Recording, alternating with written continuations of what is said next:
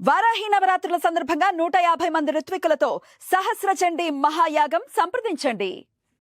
నమస్తే, welcome to Suman TV. నేను పద్మిని. ప్రస్తుతంతో పాటు ప్రముఖ ఆధ్యాత్మికవేత్త, వాస్తు జ్యోతిష పండితులు, లలిత ఉపాసకులు, వాస్తు జ్యోతిష శిక్షణ నిపుణులు బ్రహ్మశ్రీ నానాజీ పట్నాయక్ గారు మనతో పాటు ఉన్నారు. మాట్లాడదాం.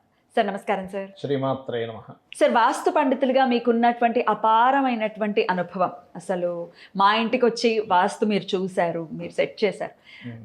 మనం ఏదో వీడియో యాదృచ్ఛికంగా చేసేసాము, కొన్ని లక్షల మంది అది చూశారు. ఆ ఇంటి వీడియోని చూసి వాళ్ళ ఇల్లులు సెట్ చేసుకున్నారు, లేదా మిమ్మల్ని సార్ మా ఇంటికి కూడా వాస్తుకి రండి అని కొంతమంది చూపించుకోవడం ఇట్లా జరిగింది. నాకు తర్వాత ఆలోచిస్తూ ఉంటే, మీరు సెట్ చేసిన తర్వాత నేను సొంత ఇల్లు కూడా కొనుక్కున్నాను కదా సార్. నేను ఆ ఇల్లు నా అద్దిల్లు, కానీ దాని తర్వాత వెంటనే సొంత ఇల్లు కూడా కొనుక్కున్నాను. అమేజింగ్ సార్, మీ ప్రాక్టీస్ చాలా చాలా అద్భుతంగా ఉంటుంది. అలాగే మీరు చెప్పే విధానం కూడా చాలా చాలా అర్థమయ్యే రీతిలో చాలా చక్కగా చెప్తారు సార్. అయితే ఇవాళ ఒక సిరీస్ లాగా చేద్దాం సార్, విత్ యువర్ పర్మిషన్. ఇంటికి ఉన్నది 8 దిక్కులుగా కన్సిడర్ చేస్తారు కాబట్టి ఒక్కొక్క దిక్కు, సే ఈస్ట్ నుంచి మొదలు పెట్టుకుంటే ఈస్ట్ అసలు ఎలా ఉండాలి, తూర్పు దిక్కులో ప్రతి ఒక్కరు కూడా ఎలా ఉండాలి, అలాగే ఏ రాసుల వాళ్ళకి, ద్వాదశ రాసుల్లో ఏ రాసుల వాళ్ళకి ఈస్ట్ అనేది సెట్ అవుతుంది. ఒకవేళ తెలియదు అనుకోండి, ఇన్ జనరల్గా కూడా ఈస్ట్ ఎలా ఉండాలో మీరు చెప్తూ ఉంటారు కదా, ఈ కలర్స్ ఉండాలి, ఈ పటాలు ఉండాలి, ఇట్లా మీరు చెప్తూ ఉంటారు. సో వన్ టైం సొల్యూషన్ లాగా ఈస్ట్ ఎలా ఉండాలి, నార్త్ ఈస్ట్ ఎలా ఉండాలి, నార్త్ ఎలా ఉండాలి, ఇవన్నీ మనం ఒక్కొక్క వీడియోలో మనం చెప్పుకుందాం సార్. ఏమంటారు సార్? ఇక ఈస్ట్ అంటే తూర్పు. తూర్పు అసలు ఎలా ఉండాలి సార్? మేము అసలు తూర్పు దిక్కు ఉన్న ఇల్లులే ఎక్కువగా ఉంటాయి కదా, తూర్పుని మేము ఎలా చూసుకోవాలి, ఏమేమి ఉండొచ్చు, ఏమేమి ఉండకూడదు, అలాగే ఏ రాసుల వాళ్ళకి తూర్పు సెట్ అవుతుంది, ఇది ఒక్కసారి మీ ద్వారా. ఫస్ట్ ఆఫ్ ఆల్ ఏంటంటే, మనకి మెయిన్ ఎంట్రన్స్ అనేది రాశిలో ఏం చూస్తాము, పేరులో ఏం చూస్తాము అని క్లారిటీ తెలుసుకోవాలి. ఇప్పుడు ఆ నుంచి అమ్మహ వరకు మధ్య పేర్లు ఉన్నాయనుకోండి వాళ్ళకి, అంటే ఆదిత్య లేకపోతే ఈశ్వర్, ఇవన్నీ ఆ నుంచి అమ్మహ లోపల వచ్చే మొదటి అక్షరం వస్తుంది. వాళ్ళందరికీ తూర్పు పనిచేస్తుంది, రాశితో సంబంధం లేకుండా. అదేవిధంగా చాచా జాజా అక్షరాల వాళ్ళందరికీ కూడా తూర్పు పనిచేస్తుంది. యారాలాభ అక్షరాల వాళ్ళందరికీ కూడా తూర్పు పనిచేస్తుంది, గుర్తుపెట్టుకోండి. ఇది ప్రధానంగా మీరు తీసుకోవాలి. మరి రాశి నుంచి ఏమిటి? ఇప్పుడు మేషరాశిలో పుట్టాము. మేషరాశి అనేటువంటిది సహజంగానే మేషం అనేటువంటి తూర్పు సైన్ కింద తీసుకుంటాం. మేషము, సింహము, ధనస్సు తూర్పు సైన్ల కింద తీసుకుంటాం. అగ్నితత్వ రాశులు అన్నీ కూడా తూర్పు సైన్స్, అవన్నీ ఈస్ట్ సైన్స్ అనమాట. వృషభము, కన్య మరియు అదేవిధంగా మకరం ఈజ్ సౌత్ సైన్స్, మిథునము, తుల అండ్ కుంభం ఈజ్ వెస్ట్ సైన్స్, కర్కాటకము, వృశ్చికమైన మీన రాశి ఈజ్ ది నార్త్ సైన్స్ కింద తీసుకుంటాం. ఇక్కడ ఏంటంటే, మీరు మేషంలో పుట్టినంత మాత్రాన వెంటనే ఈస్ట్లోకి వెళ్ళిపోకూడదు. ఇక్కడ ఒక చిన్న ఇది అంటే ఎగ్జాంపుల్, ఇందాక నేను మీకు చెప్పాను, పలానా అక్షరాల వాళ్ళకి పలానా సైన్ పనిచేస్తుందని చెప్పాను కదా. అవును సార్. ఇక్కడ మీకు ఈ తూర్పు సైన్స్లో అంటే మేషంలో కానీ, సింహంలో కానీ, ధనస్సు రాశిలో కానీ శుభగ్రహం ఉందనుకోండి, ఇంకా బాగా పనిచేస్తుంది. మన జాతకంలో కూడా ఎలా ఉందో చూసుకోవాలా? మన జాతకంలో ఎలా ఉందో చూసుకోవాలి. అదేవిధంగా వీళ్ళ లగ్నం నుంచి, ఇప్పుడు మేష రాశి చూసుకున్నాం కదా, వీళ్ళ లగ్నం నుంచి 4వ భావాన్ని కూడా పరిశీలన చేయాలి ఇప్పుడు వాస్తు గురించి చూసేటప్పుడు. ఎందుకు చేయాలి అంటే, వీళ్ళకి మేషరాశి వాళ్ళకి తీసుకుందాం. ఫస్ట్ మనం 4వ భావం ఏమవుతుంది? కర్కాటకం అవుతుంది. కర్కాటకంలో ఉండే గ్రహాలు బాగున్నాయనుకోండి, వీళ్ళ పేరు మీద ఏదైనా ప్రాపర్టీ కొన్నప్పటి నుంచి లైఫ్లో అద్భుతమైన స్టేజ్కి వెళ్తారు. అదే కర్కాటకంలో మంచి గ్రహం లేదు, మేషరాశిలోనూ మేషలగ్నంలోనూ పుట్టాం, మేషలగ్నం తీసుకుందాం, 4వ భావంలో సరైన గ్రహం లేదు, అప్పుడు ఈయన పేరు మీద కొనకూడదు. అప్పుడు నీచపడిన కుజుడు ఉన్నాడు అనుకోండి, అప్పుడు నీచభంగం కూర్చుంటే అసలు మనకి రాదు. నీచభంగ రాజయోగం అయితే మళ్ళీ ఓకే. ఇప్పుడు శుక్రుడు ఏ తొలలోనే ఉన్నాడు, కుజుడు చూస్తున్నాడు, లేకపోతే చంద్రుడు కుజుడు ఇద్దరు కలిసి చంద్రమంగళ యోగం ఏర్పడి నీచభంగ రాజయోగం ఏర్పడింది, అప్పుడు అద్భుతం. అంటే ఏంటి? ఏమీ లేదండి, ఓ 10 లక్షలు పెట్టి అవుట్స్కర్ట్స్లో కొన్నాము, టక్కన ₹1 అయిపోయింది 2 నెలల్లో, అది యోగం. అంటే నార్మల్గా జీవించడం వేరు, ఒక యోగం పట్టడం వేరు. ఎప్పుడైనా సరే చాలామంది మీరు చూడండి, ఏదో అవుట్స్కర్ట్స్లో కొన్నామండి ల్యాండ్, అసలు అంత అవుద్దనుకోలేదు, టక్కన కొట్టి. నేను ఒక 15 years బ్యాక్ ఒకరు కొన్నారు, 7 లక్షల ఎకరంలా కొన్నారు, ఇప్పుడు అక్కడ దాదాపు 7 కోట్ల ఎకరం అయింది. 100 టైమ్స్ పెరిగింది. మీకు అప్పుడు 7 లక్షలని ఇప్పుడు 100 టైమ్స్ ఏ బిజినెస్లో పెడితే వస్తుంది మీకు? అలా ఏంటంటే యోగం ఉంటే వస్తుంది, అది 4వ భావం బాగుంటే ఖచ్చితంగా వస్తుంది. అయితే ఇప్పుడు ఈస్ట్లో ఏముండాలి అనేటువంటి విషయాన్ని మనం మాట్లాడుకుంటున్నాం. ఇవన్నీ పక్కన పెట్టదు, సబ్జెక్ట్ మీరు చెప్పింది ఇది అర్థం అవ్వచ్చు, అర్థం కావచ్చు, లేమన్ అలాంటి వాళ్ళకి కూడా అర్థం అవ్వడానికి. మరి ఈస్ట్లో ఏముండొచ్చు, ఏముండకూడదు? ఈస్ట్ మనకి ఏమి ఇస్తుందో చెప్తాను ఫస్ట్ నేను మీకు. ఈస్ట్ సైడ్ అనేటువంటిది పేరు ప్రఖ్యాతలను ఇస్తుందండి మనిషికి.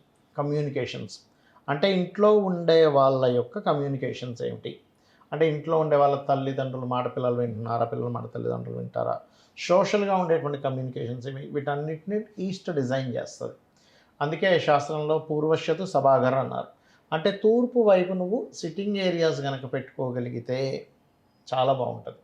నేను ఒకసారి ఒక ఊరికి వెళ్ళి ఒక వాస్తు చూస్తున్నప్పుడు వాళ్ళు సిట్టింగ్ ఏరియా నార్త్లో పెట్టుకున్నారు. అంటే అట్లాగా ఒక ఇల్లు ఉంది, ఒక డబుల్ బెడ్రూమ్ ఇల్లు ఉంది, బయట నార్త్లో పెద్ద వరండలాగా మంచి ప్లేస్, ఈస్ట్లో ప్లేస్ ఉంటే వీళ్ళు ఏం చేశారు, నార్త్లో మొత్తం సిట్టింగ్ ఏరియా వేసేసుకున్నారు. నేను ఒకటే చెప్పాను, ఏమంటే మీకు జనాలందరూ వచ్చి కూర్చుంటున్నారు, మీ టైం అంతా కిల్ అవుతుంది, చక్కగా అన్ని టీలు కాఫీలు మంచిది, చాలా మంచిది, అతిథికి టీ కాఫీ భోజనం పెట్టడం చాలా మంచిది. కానీ ఇక్కడ ఏమవుతుందంటే ఊరికే వాళ్ళు వచ్చి రోజు మీకు మాట్లాడుకోవడం వెళ్ళిపోవడం, దీనివల్ల మీరు చేయాల్సినవి కోల్పోతున్నారని చెప్పారు. అవునండి, యాజ్ ఇట్ ఈజ్ ఇదే జరుగుతుంది అన్నాడు ఆయన. టైం వేస్ట్ అవుతుంది, నార్త్లో సోఫా సెట్స్ ఉండకూడదు. ఈ సోఫా సెట్లు సిట్టింగ్ ఏరియా అంతా ఈస్ట్లో ఉండాలి.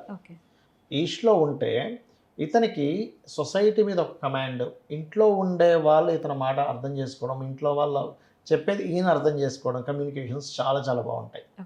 ఈస్ట్ సైన్లో కనుక సిట్టింగ్ ఏరియా ఉంటాయి. ఈస్ట్ సైన్ పొరపాటును కూడా ఎత్తులో ఉండకూడదు. ఈస్ట్ వీలైతే కొంచెం డౌన్ ఉండాలి, లేదా ఈక్వల్గా ఉండాలి. ఈస్ట్ వీలైనంత ఓపెన్గా ఉండాలి. ఈస్ట్ కనుక ఓపెన్ తక్కువగా ఉందనుకోండి, క్లోజ్ అయిందనుకోండి, ఇది కూడా వీళ్ళకి సోషల్ కమ్యూనికేషన్స్ మీద, అదేవిధంగా సొసైటీలో ఉండేటువంటి కొన్ని అదేవిధంగా కొంతమంది ప్రమోషన్స్ కోసం ట్రై చేస్తూ ఉంటారు, పేరు ప్రఖ్యాతలు రావాలని ట్రై చేస్తూ ఉంటారు. ఈస్ట్ మూతపడితే కూడా ప్రమోషన్స్ రావు. రాజకీయంగా వెళ్ళాలని ట్రై చేస్తూ ఉంటారు, ఈస్ట్ మూతపడితే రాదు. కర్టెన్స్ తో క్లోజ్ చేసేస్తూ ఉంటారు సార్, ఎప్పుడు ఓపెన్ పెట్టుకోవడం అట్లా చేయాలా సార్? ఎగ్జాక్ట్లీ, ఈస్ట్ ఒకటి నార్త్ ఒకటి ఎప్పుడూ కూడా మనం క్లోజ్ చేయకూడదు. ఎందుకంటే అక్కడ నుంచి మీకు పాజిటివ్ ఎనర్జీస్ వచ్చే ప్లేసెస్ అవన్నీ కూడా. మీరు అక్కడ క్లోజ్ చేస్తే వేస్ట్. మరి అలా అని నైరుతి బెడ్రూమ్లో క్లోజ్ చేసే ఉంచాలి, చీకటిగానే ఉండాలి. నైరుత్యత శాస్త్రకారం చెప్పారు, చీకటిగానే ఉండాలి ఖచ్చితంగా. అది అయితే ఇక్కడ మీరు ఈస్ట్ గురించి మనం మాట్లాడుకుంటున్నాం కాబట్టి మీకు తూర్పు ఈస్ట్ 4వ భావం తూర్పుగా మారింది. అంటే ఏంటి, ఉదాహరణకి మకర లగ్నంలో పుట్టారు, లేనట్లయితే మకర లగ్నము, వృషభ లగ్నము అండ్ అదేవిధంగా కన్యా లగ్నంలో, ఈ 3 లగ్నాల్లో ఏదైనా లగ్నంలో పుట్టారు, అప్పుడు వీళ్ళకి 4th సైడ్ అనేది తూర్పు అవుతుంది. 4th సైడ్ అంటే గృహస్థానంలో పాపగ్రహాలు ఉన్నాయనుకోండి, వీళ్ళకి తెలియకుండానే అక్కడ దోషం ఏర్పడుతూ ఉంటుంది. అంటే ఈస్ట్ సైడ్లోనే వీళ్ళు తీసుకెళ్ళి బాత్రూమ్ కడతారు తెలియక, అసలు ఉండకూడదు, బాత్రూమ్స్ అస్సలు ఉండకూడదు. లేదా ఈస్ట్ సైడ్లో ఉండేటువంటిది ఎవరో వస్తారు, అమ్మో మీరు ఈ తలుపు మూసేయండి, అసలు ఈ తలుపు ఉన్నందుకు ఇక్కడ డేంజర్ అని ఆ తలుపు మూసేస్తారు, లాక్ చేసేస్తారు. లేదా తూర్పు వైపు ఉండేటువంటి ద్వారము పుచ్చిపోయి ఉంటుంది ఒక్కోసారి. అదంతా ఏం చేస్తుంది అంటే వీళ్ళ పర్సనల్ చార్ట్లో 4th హౌస్ ఈస్ట్ సైన్ అయి పాడైనందుకు ఈ కాంబినేషన్ ఇక్కడ ఇలా ఇస్తూ ఉంటుంది. సో అందుకని చూసుకోవాలి ఖచ్చితంగా, ఈ జాగ్రత్త ఖచ్చితంగా చూసుకోవాలి. మీరు చూడొచ్చు, మీకు ఖచ్చితంగా దాని ఫలితం చూడొచ్చు. మీరు ఇదేదో సంశయించుకుంటూనో సందేహపడుతూనో మనం చేయాల్సిన పని లేదు అంటాను. శాస్త్రం అంటే శాసించేది. ఈస్ట్ వైపు ఉండాల్సిన కలర్స్ ఏంటి సార్? గోడకి లైట్ గ్రీన్ కలర్ ఉండాలమ్మా ఇప్పుడు, లేదా లైట్ బ్లూ కూడా ఉండొచ్చు, బట్ గ్రీన్కే ఎక్కువ నేను ప్రిఫరెన్స్ ఇస్తాను. ఎందుకంటే అది వాయుతత్వం అంటారు. మనకి శాస్త్రంలో ఏంటంటే, ఇప్పుడు మొన్న ఒకళ్ళు అడిగారు, ఏమండి ఇక్కడే పని చేస్తుందా, యుఎస్లో కూడా వాస్తు పని చేస్తుందా అని. నేను ఒకటే చెప్పాను, పంచభూతాలు ఎక్కడైతే ఉంటాయో అక్కడంతా వాస్తు పని చేస్తుంది. ఎందుకు అంటే ఈ పంచభూతాలతో నిర్మితమై ఉంటుంది వాస్తు అనేటువంటిది. అగ్నితత్వము, ఆగ్నేయం అగ్నితత్వము, అదేవిధంగా జలతత్వము, వాయుతత్వము, ఆకాశతత్వము, భూతత్వము, ఈ 5 తత్వాలతో ఉంటుంది. వీళ్ళు గనక ఉదాహరణకి ఈస్ట్ సైన్లో వాయుతత్వం కాబట్టి గ్రీన్ కలర్ వేసుకోవడం వల్ల అది ఇంకా పాజిటివ్ అవుతుంది. అంటే సోషల్ కమ్యూనికేషన్స్ వీటన్నిటికీ పాజిటివ్ అవుతుంది. ఇంట్లో ఉండే వాళ్ళు కనుక మాటికి గొడవలు పెట్టుకుంటున్నారండి, ఇంట్లో మనశ్శాంతి లేదనుకునేటువంటి వారు తూర్పున రాముడు పట్టాభిషేకం బొమ్మని పెట్టి అక్కడ వాళ్ళు కనుక హారతి ఇవ్వడం, రోజు దండం పెట్టుకొని చేస్తున్నట్లయితే ఖచ్చితంగా ఒక 30 అంటే 3 నెలల్లో, 40 రోజుల తర్వాత అంటారు, బట్ ఒక 3 నెలల్లో వాళ్ళ ఇంట్లో ఉండే వాళ్ళ యొక్క మానసిక పరిస్థితి దగ్గర నుంచి, కమ్యూనికేషన్స్ దగ్గర నుంచి మనం 100% చేంజ్ని చూస్తాము. అద్భుతం సార్. పెట్టుకోకూడని వస్తువులు ఏమైనా ఉంటాయి సార్? అంటే క్లోజ్ అయితే చేయకూడదు అన్నారు, పెట్టుకోకూడని వస్తువులు ఏమైనా ఉంటాయా ఈస్ట్లో? అంటే ఇక్కడ ఈస్ట్లో టీవీ పెట్టుకోవచ్చు, టీవీ పెట్టుకోవచ్చు, సోఫా సెట్ పెట్టుకోవచ్చు. ఈస్ట్లో మళ్ళీ దాన్ని 3 భాగాలు చేస్తాయి. East, south east, east north ఈస్ట్లోనేమో ఎంటర్టైన్మెంట్ వస్తువులు పెట్టాలి అండ్ ఫొటోస్ పెట్టుకోవచ్చు.